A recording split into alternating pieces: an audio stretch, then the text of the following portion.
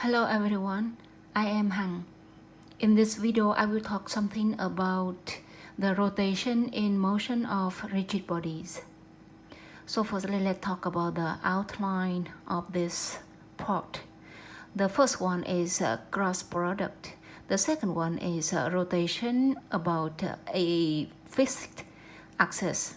And the next one is angular velocity and angular acceleration. Just in this video, I will talk about three things. So we move to the first one, cross product. So what is this? Remember that we have, suppose that I have two vectors, A and B. If I want to cross two vectors, so the result is a vector. So as I said, if we talk about a vector, so you need two things to define it. The first one is the magnitude. The second one is the direction. So in case of cross product, how do you define the magnitude? You get the magnitude of the first vector times to the magnitude of the second vector times to the sine of angle between them. In this case, the angle between them is phi, like this. So we write phi here. This one is the magnitude. And how about the direction of vector C? You use your right hand like this. There are many ways to define it. Here I show you one of them. So you use your right hand, okay? You use your right hand like this. You use your right hand like this. The first vector, you put it along the fingers like this. Suppose like this. The first vector, you put it from here out. The second vector, you put it like this. From here into the grids, you put like this. Okay, you put like this. So the result is the thumb, like this. Okay, so you do like this. The first, I repeat one more time. The first vector from here, follow the fingers. The second vector from here, go to the wrist. And the direction of the result is the direction of the thumb, like this.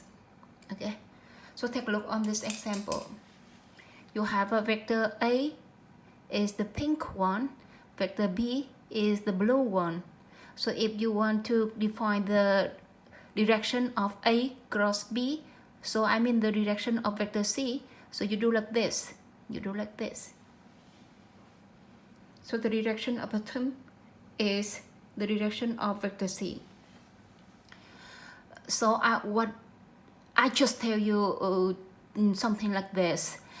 You have to define the magnitude of cross product by this formula, and you need to find the direction of cross vector C. You use your right hand if you want. I know that there are many ways to define it, but you pick up one of them. So for example, you use your right hand as I said. Next, there are some properties of cross product. One of them is the anti-commutative. What does it mean? What does it mean? So it means that if you have a vector A cross vector B, it's different from vector B cross vector A. So you don't change the order, or you will have another result of vector C, okay? So don't change the order. And remember, when you use your right hand, the first vector along the fingers, the second vector along the from finger to the wrist, and the thumb is the direction of the result vector. The second property of the cross product is like this. If you have two vectors A and B, and the angle between them is 0 or pi, so the result vector will be 0, because if the angle between A and B is 0, so sine of 0 equals 0. Or the angle between A and B is pi, so sine of pi equals 0. So whenever you see you consider the angle and you decide whether that vector equals 0 or not. And now we move to the third property. It's like this. We call it distributive law. So if you have vector A cross to a sum, so you can do by this way. And the last property in this video is the how do you take the derivative of a cross product. So you do by this way. You take the derivative of you get the first one cross the derivative of the second one, plus you get the derivative of the first one cross to the second vector. In these four properties, so this one, two of the first two properties, we usually apply it. Now I move to the this one I talk about it already. We talk about the how to define the magnitude and how to define the direction of a cross product. I showed it already, so we move to the next one. The example for this one. I suppose that I have an XYZ system like this, and I, J, K are unit vectors.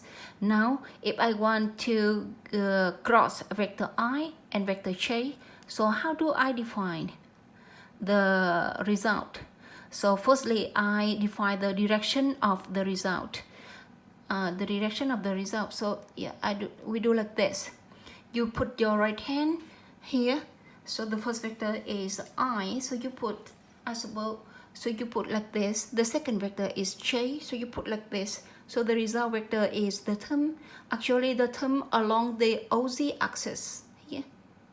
Therefore, the direction of the result vector is the direction of OZ. So I mean the K vector is the direction of the result vector.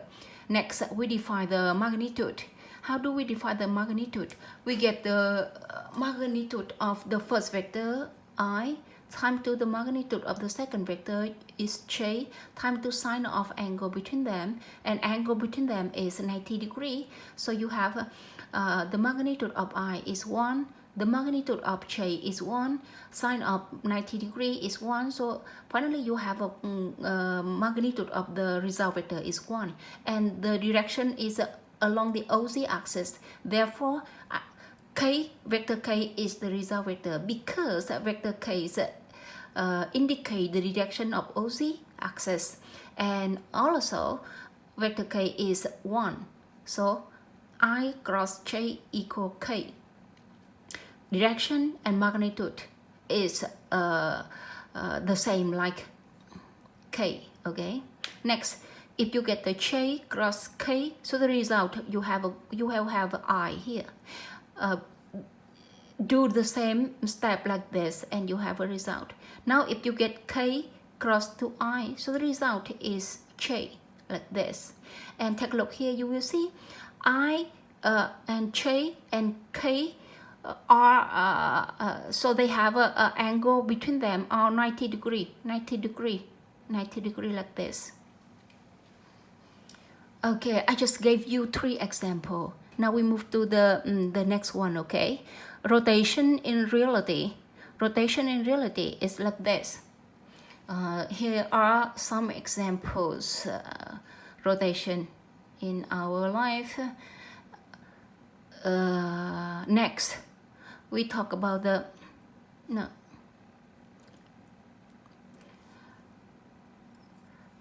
Next, we talk about the let me see. Next, we talk about the no, I don't want to take a look on that one. Next, we talk about the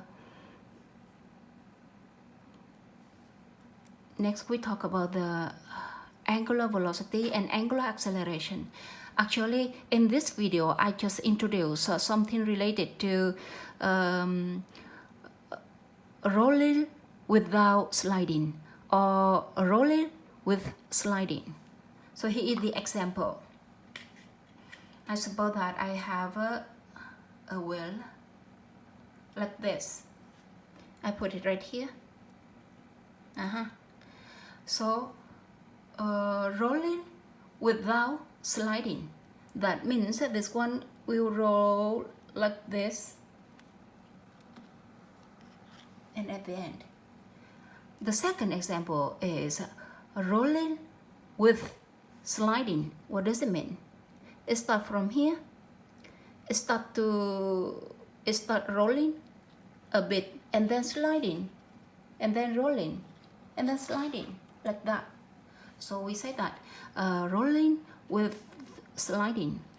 Usually this problem is difficult because we don't know how does it slide, so it's difficult for us to define anything. So in the textbook we focus on rolling without sliding. So if rolling without sliding, so take a look here, you see, if rolling without sliding, that means I suppose that I have a wheel like this and it rolls on the bench like this. So we consider rolling without sliding. So this distance on the bench as equal this distance on the wheel as prime here. So how do we calculate the distance on the wheel? You get the angle times to the radius of the wheel here, the radius of the wheel.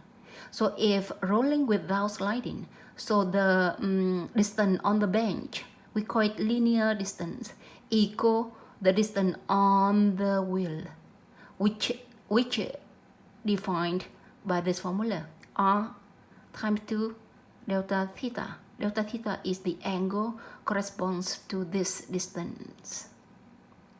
Okay, so the next video I will talk about the angular velocity and angular acceleration and the relationship between linear velocity and angular velocity, as well as linear acceleration and angular acceleration.